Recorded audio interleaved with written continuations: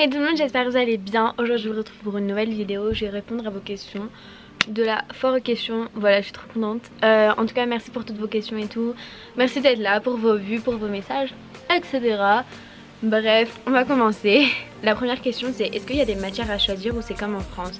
Alors oui, ils ont des matières à choisir, donc ça c'est grave cool et tout. Mais bon, bien sûr ils doivent quand même avoir anglais, histoire, maths, sciences, bref, ils doivent avoir des matières spécifiques et après ils peuvent choisir.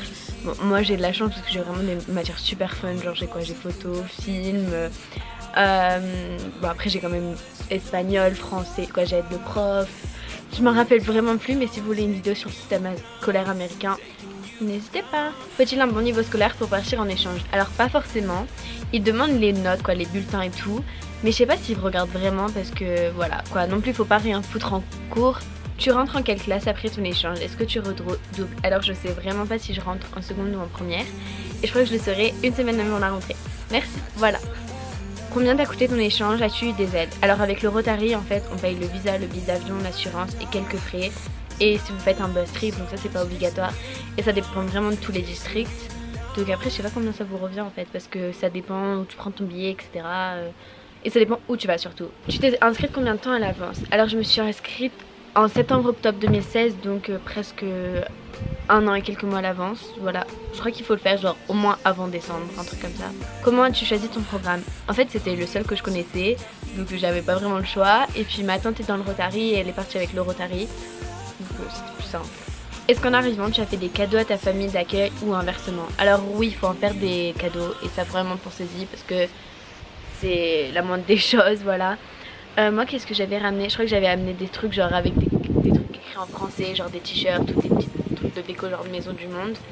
Ma mère elle voulait pas que j'amène de la nourriture parce que genre avec la douane et tout elle voulait pas que je sois embêtée avec ça. Mais après quand elle est venue et quand mon père est venu, ils ont amené des herbes de Provence ou des calissons parce que j'ai un Dex, etc. Non, ils m'en ont pas fait, mais bon, déjà de m'accueillir c'est un super beau cadeau, donc je pense pas qu'il y ait des cadeaux à faire.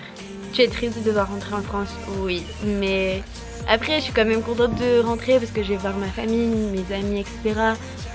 Mais quand même en fait je me demande si le plus dur ça va être le départ ou le retour, parce qu'en gros j'avais vu un truc, c'est que le départ en gros ça représente t'as une vie pendant 15-16 ans, tu la quittes pendant un an, puis après tu la retrouves.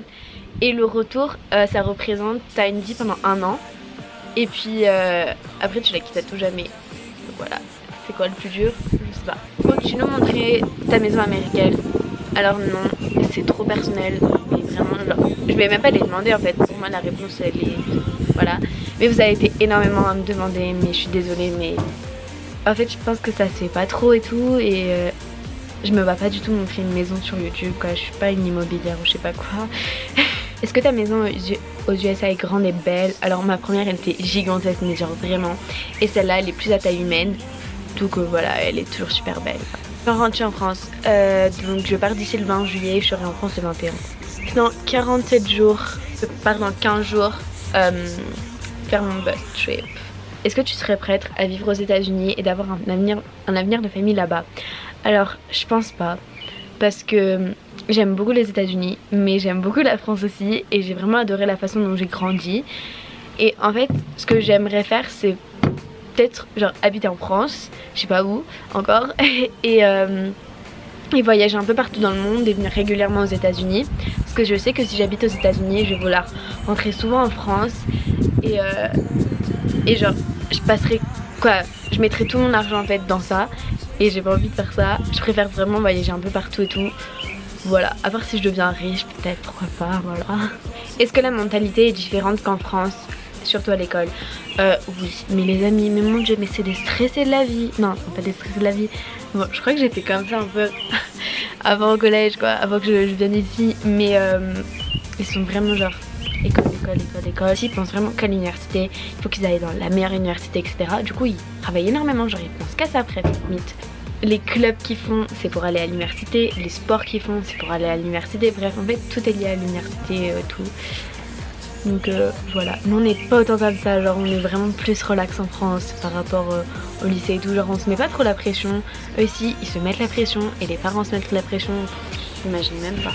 Que pensent tes amis et tes familles d'accueil de la France? Alors franchement ils adorent quoi, alors franchement vous savez la France pour les Américains c'est waouh, de toute façon c'est l'Europe hein. Et donc ils veulent tous venir et tout genre. Ce que tu détestes le plus, je sais vraiment pas, mais il y a des trucs que j'aime pas mais pas que je déteste en fait. Je peux vraiment pas répondre à cette question, désolée. As-tu des examens? Non mais moi j'en passe pas, mais eux ils ont un peu comme le bac quoi, pas vraiment non plus, mais ça s'appelle des ACT tests, donc je crois qu'il y a maths, anglais et sciences, et moi en fait j'ai ni maths ni sciences, quoi si j'avais sciences mais voilà, du coup je l'ai pas fait. Aux États-Unis t'as des niveaux et tout, et le plus haut niveau ça s'appelle AP, donc c'est des classes comme à l'université, donc ils doivent passer des examens par rapport à ça, mais voilà, moi j'en ai pas fait. Mais ton meilleur souvenir? Je pense que ça a été tous les voyages que j'ai fait. Un conseil avant de partir, c'est pas du tout y penser, mais genre vraiment pas, vous attendez pas des trucs etc, ça va vous brouiller l'esprit. Juste profitez du dernier moment ici, quoi, chez vous. Voilà, ça va aller. Franchement, je crois que j'y ai trop pensé, j'ai été trop stressée et tout. C'était n'importe quoi avant moi. Une journée type au lycée américain, les horaires. Alors, on commence à 7h30 et on finit à 14h25 avec une demi-heure de pause pour le midi, à 4 classes par jour. Au total, on a 8 classes et donc un jour sur deux, ça change. Si vous voulez une vidéo par rapport à ça, voilà. Je suis vraiment désolée, j'aurais énormément aimé faire une vidéo genre une journée avec moi au lycée. En fait, j'ai toujours retardé, j'ai fait oui, je le ferai, nanana, la semaine prochaine, etc. J'ai voulu la faire vendredi. Et en fait, ben, c'est fini les cours, on fait plus rien et tout, donc du coup c'est débile. Et je suis un peu conne parce que bah ça m'aurait fait un super souvenir. Bref, c'est pas grave, on va pas regretter. Est-ce que les cours sont pareils qu'en France? Alors non, pas du tout, mais les profs genre sont trop sympas et tout, j'aime trop, mais vraiment l'ambiance elle est hyper bien et tout. Et t'es toujours avec des gens différents. Donc ça c'est un peu chiant des fois parce que je sais pas, moi j'aime bien être avec ma petite classe. Est-ce que tu es allée au bal de promo? Non, j'étais pas là. De toute façon c'est juste pour les 2 dernières années du lycée, donc les premières et les terminales. Mes potes elles y sont pas allées. Ton niveau d'anglais avant de partir et maintenant, est-ce que c'est un problème d'avoir un mauvais niveau? Alors avant que je parte, bah, j'avais un niveau basique de 3ème. Voilà. Et je pense pas que ce soit un problème du tout. Vraiment pas. Parce que franchement le niveau scolaire, merci à toutes mes profs de m'avoir appris quelque chose hein. Quand je suis arrivée ici j'avais l'impression que je parlais plus en fait. Et donc franchement je pense que tous nos compteurs ils se remettent à zéro quand t'es sur le pays, tu sais plus rien dire. Donc je pense pas du tout que ça soit un problème, mais vraiment pas. Après je dis pas qu'il faut quand même que tu saches parler. Mais après j'ai ma pote Ambre qui est au Brésil, elle parlait pas du tout un mot. Et là je pense qu'elle est limite plus forte que moi en anglais quoi, franchement Et maintenant mon niveau, je pense que je parle couramment quoi, je sais pas trop en fait, mais je comprends tout à peu près. Il y a juste mon accent qui me dérange en fait. On m'a dit qu'un étudiant d'échange prenait en moyenne 10-15 kilos, c'est vrai? Comment tu peux gérer ça? Alors 10-15 kilos ça me paraît énorme, donc je pense pas que ça soit vrai. Ça faut pas écouter tout le monde. Et bah sinon un conseil, faites du sport, mangez assez bien mais sans vous priver.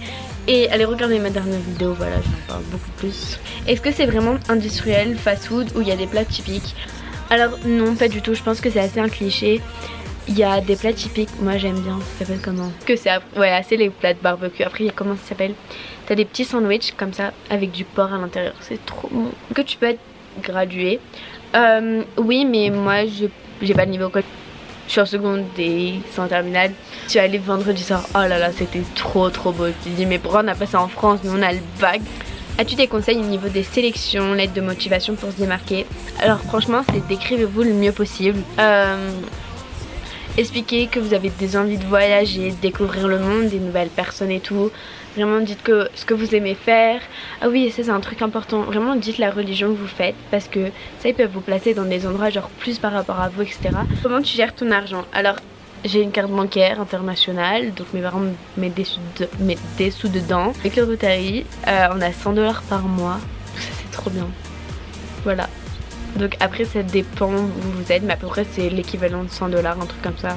Voilà. J'espère que cette vidéo vous aura plu. N'hésitez pas à me laisser des commentaires, me suivre sur les réseaux. Voilà, je vous fais plein de gros bisous en attendant la prochaine vidéo. Bye.